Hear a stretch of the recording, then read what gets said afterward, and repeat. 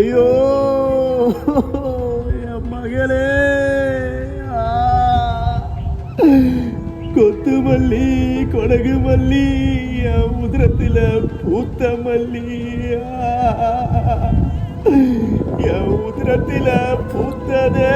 உன்ன உருகுலைய பார்த்தேனே, என் குளங்காக்க வந்தவளே உன்னை காக்காம விட்டேனே, பள்ளிக்கு போனவளே உன்னை பலி கொடுத்த பாவியாரோ, அந்த சாமிதான் கேக்குமோ, இந்த சட்டம் தான் கேக்குமோ, யாரிடம் நான் முறையிடுவேன், எங்க போய் முறையிடுவேன்?